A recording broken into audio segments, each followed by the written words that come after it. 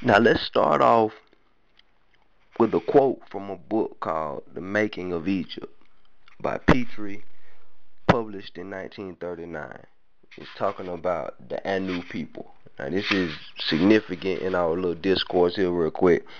Um, and I quote, the Anu people, besides these types belonging to the northern east, there is the aboriginal race of the Anu, or the Anu, people who become a part of the historic inhabitants. Note that, a part of the historic inhabitants, like people we can verify and prove that they really existed and walked the face of the earth.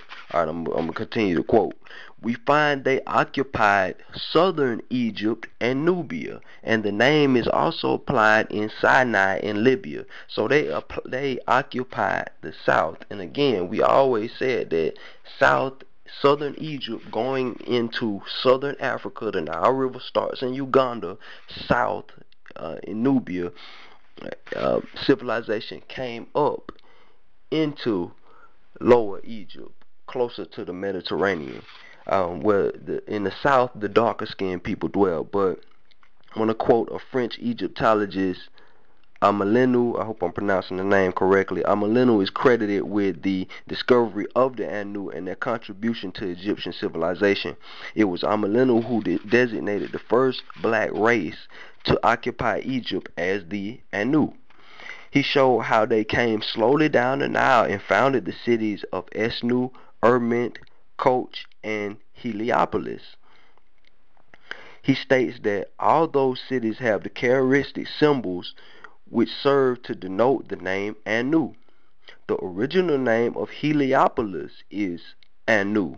Egypt's greatest masters, and I'm quoting him now, Egypt's greatest masters, Osiris, Hermes, Isis, and Horus, all belong to the old race, the black Anu.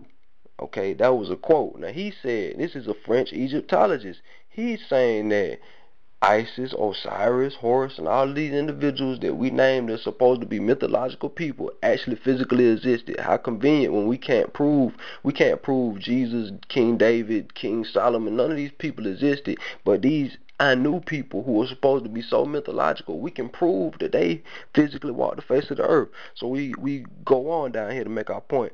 So you see, the so-called mythology really is not so mythological.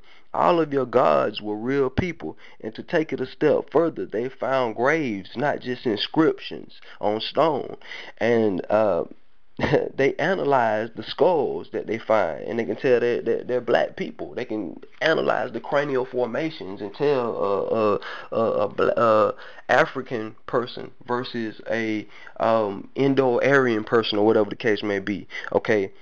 Petrie, famously known as the father of prehistory, Petrie, his excavations at Nagata and Balis in Upper Egypt nearly 100 years ago unearthed nearly 2,200 ancient graves. He wrote over 1,000 books, articles, and reviews reporting on his excavations and his finds. However, his storybooks have not been updated, and it's up to us to explore this and claim who we are, because they're not going to tell us. They're going to continue to lie to us. Now, this man published over 1,000 books, articles, and reviews about his excavations and finding these Anu people, and they were black and everything like that. And I'm pretty sure that me telling you about it is probably the first time some of these people, some of you have actually heard about the Anu people. You know, they're not going to put it in our history books. We have to go out there and seek out our story, because the history books are actually his story books. You feel me? Okay, now let's talk about Arabia. All right. The Cushites sailed from the region of Upper Egypt, just like we were talking about, the Anu people, Upper Egypt, across the Red Sea, or more appropriately, the Reed Sea, to settle at the southern tip of Arabia, known in some time periods as Seba, where the Sabaean religion formed. All right?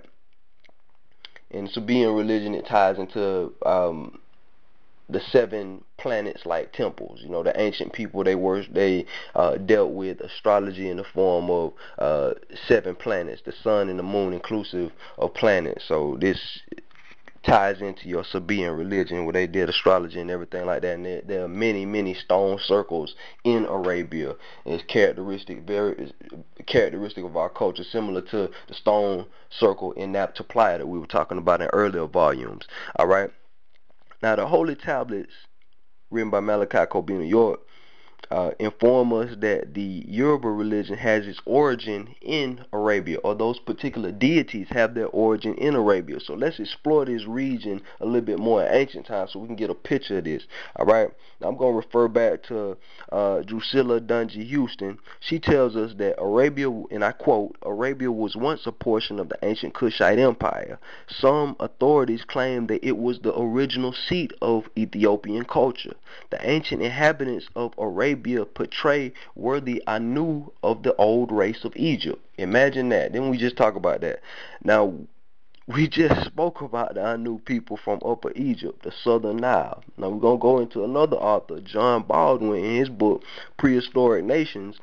According to Arabian traditions, the old race, or the Kushites, consisted originally of 12 tribes with the following designations: Ad, Thermont, Tazum, Dijadis, Amlik, Omayim, Abil, Dijerum, Wabar, Jazum, Antim, and Hashin. I know I butchered some of the names, but y'all get the gist of it. I'm gonna continue. Some writers mention only 9 ancient tribes of pure unmixed Arabians. Others mention more than 12. As these traditions were not created by Muslims, Islamic people, assumption, they were not created by Muhammadan assumption, they may preserve recollection of ancient names of tribal communities or of cities and districts organized as separate municipalities and governed by hereditary chiefs subordinate to supreme authority. All right. If anyone can do this, look up the Adites. A-D-I-T-E-S, Adites. That was a group of your prehistoric, as they say, whoever they are. You know who they are when I say they. But the prehistoric inhabitants of Arabia, your Adites, and it'll pull up information about a whole culture, a whole civilization of prehistoric, pre-Islamic Arabian people that basically ties into what we're talking about here. They were an ancient pre-Islamic group that settled Arabia before the coming of the Pale Arabs. Okay, one of these 12 tribes is mentioned by Baldwin above. So Baldwin goes on to say, in the traditions, the ancient people to whom they are applied are described as wonderful builders who were rich in gold and silver and precious stones. They have glowing descriptions of the magnificent cities and stupendous palaces of the Adites and the Thermodites. All right. So these are the same people from Ethiopia, the same people from Africa that came over there to the southern tip of Arabia and spread out all across that area right there. Because I have to say this, and I can't stress this enough, there is no such thing as the Middle East. Arabia, that little portion right there, is a part of Africa. There's no such thing as the Middle East, and in ancient times there was no such thing as the Middle East. That's a modern invention by Caucasians that further divide some stuff. Okay, another quote from Baldwin. The Arabic Semites, and I'm quoting this, the Arabic Semites were a foreign people, very modern in Arabian history, and had nothing to do with the country in the ancient times concerning which we inquire. The old Kushite race, so great and influential in its time and so intimately connected with the most ancient civilizations of which we have any knowledge, has almost wholly disappeared from the earth by mingling with other races in the widely separated regions where it established colonies and civilization. Okay, Malachi K. York, he addresses what he refers to as tying in the vine in the book he calls Set the Record Straight, which is another dynamic history book by the chance that talks about the Moors more specifically, which is an excerpt from a larger volume written by the same author called Sacred Records of the Moors. All right. Baldwin goes on to say, but few communities of pure Kushite blood can be found, even in Arabia. Its great mission was fulfilled in the grandest way centuries before the beginning of what is called authentic history. I had to pause for that. And now we have only scanty remains of either the race or its language. Notice he said generations and centuries before authentic history, what they consider authentic history. So if they didn't write it, it ain't authentic history to them. Okay? So you see, we are an ancient people who have endured empire after empire, millennium after millennium, yet still remain. We have dwindled from mixing with other races, meaning the people that they show on TV in Egypt. And I must address this when I hope I don't see any black people out there talking about the plight of the Egyptians, the plight of the pale Egyptians over there in Egypt or whatever, because these people are not the original Egyptians. They are Turks. They're Turkish people from when the Ottoman Empire conquered Egypt. They just occupied Egypt. They're not the original people. They're not the genetic stock of the original people. The Arabs you see now aren't the original Arabs either, as we so intricately pointed out, and we will continue to point out in this volume. They're not the original Arabs either, and this is the case all over the planet. We've mixed with various different groups of people or whatever, so we've lost our original twins, so to speak, as far as genes is concerned, our potency, so to speak, in a lot of different places that we used to occupy have been conquered by other groups of people or whatever. So if you go back in ancient times, the people that they're talking about in ancient times are not necessarily the people who actually occupied a region at this particular point in time. And a lot of times, in a lot of cases, they try to divide us by calling us names of places as opposed to identifying our genetic stock. Case in point, Puerto Rico. Puerto Ricans. Puerto Rico is a rich port. That doesn't denote the genetic stock of the people. Haiti and Dominican Republic. It's one island. You feel me? So they use geographic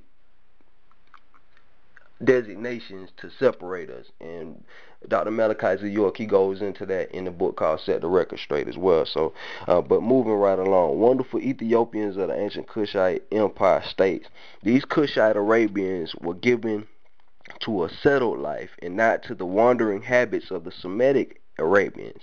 They were fond of village life, society, the dance, and music. Among the cities, the most ancient and populous were in happy Yemen. Like the Kushites of Egypt, here was the marvelous reservoir of Marub constructed by the Himyaritic kings. The Himyaritic Arabians called themselves Ethiopians, still in diplomatic and elevated circles. So a lot of your people these areas that were colonized by Ethiopia, they still called themselves Ethiopians. It's even recorded that the Phoenicians called themselves Ethiopians. Many of your Africans or whatever, they still held on to that. Okay, now these Ethiopians of Arabia were the first in the world to breed horses and the camel. Again, we had knowledge of genetics. And the author Drusilla Dungy Houston, she explains, to the Kushite race belongs the oldest and purest Arabian blood. They were the original Arabian and the creator of the ancient civilization, evidences of which may be seen in the stupendous ruins to be found in every part of the country. At the time that Ethiopians began to show power as monarchs of Egypt, about 3000 to 3500 BC, the western part of Arabia was divided into two powerful kingdoms. In those days, the princes of Arabia belonged wholly to the descendants of the Kushites who ruled Yemen for thousands of years. The Yemenite kings descended from Khatan and Himyar, the Dusky, a name denoting African origin. Houston goes on to say that, and she's talking about the Pale Arabs. Now, their chroniclers appropriated the glories and some exploits of the earlier kings of Ethiopia because Arabia, Egypt, Chaldea, and India were colonies of the Kushite Empire. Ethiopia was mother of them all, and her rulers under various titles were their rulers. Alright? In Prehistoric Nations, page 76, Baldwin states, the Semitic Arabians and later the Mohammedans confused and altered the earlier Arabian history. They sought to bring upon themselves the glory of the Kushite Arabian name. They have appropriated the name of the old Ethiopians whose career had long since closed before the entrance of the Semitics into Arabia. Okay, again, we see the same pattern, all right? We see the same pattern of destroying records to try to fit yourself in conveniently in the history, you know? Liars, just like how they go into the tombs and they paint over the pictures and make the faces in Egypt lighter. You feel me? It's just the same concept, the same principle. Because in order to overtake us, they have to do it with lies, because it's so much well documented evidence to prove that we are who we are. Baldwin continues. All right, the times of the Mohammedans were becoming ancient when these men wrote. When they scholars start writing about it, the times of Muhammad, which Muhammad died in 632 A.D. Muhammad's story was ancient by the time these people actually started writing. Similar to how we were just talking about the story of Jesus Christ. It was over 100 years after the supposed crucifixion that anybody even decided to write about Jesus Christ, all right? The times of Muhammad were becoming ancient when these men wrote.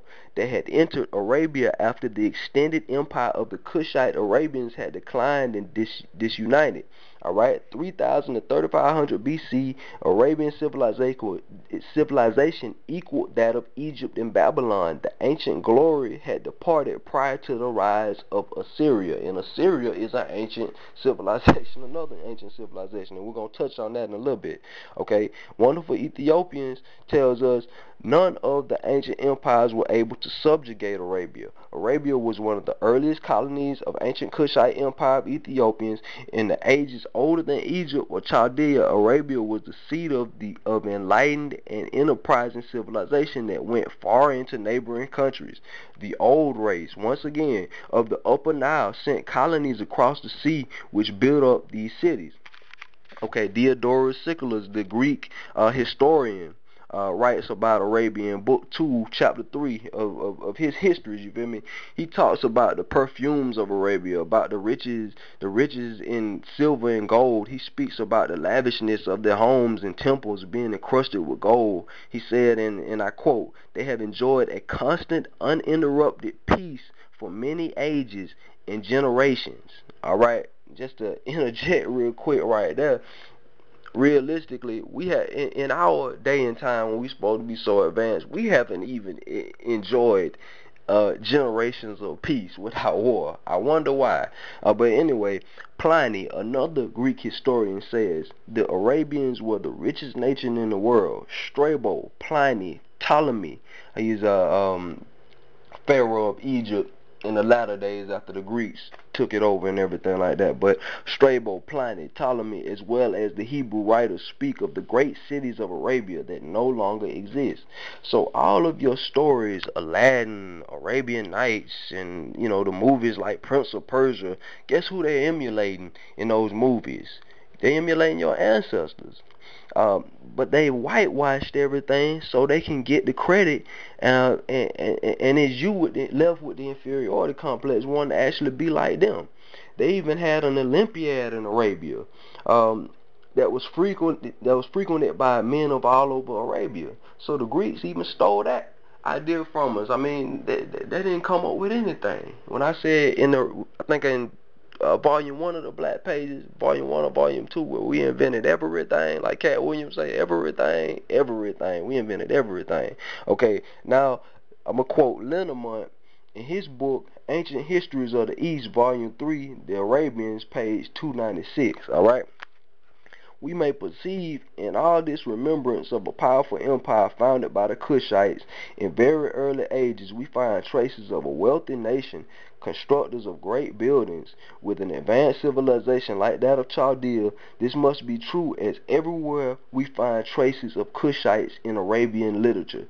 They had to write about us because we were the heroes, we were the gods, we did and taught everybody, once again, everything.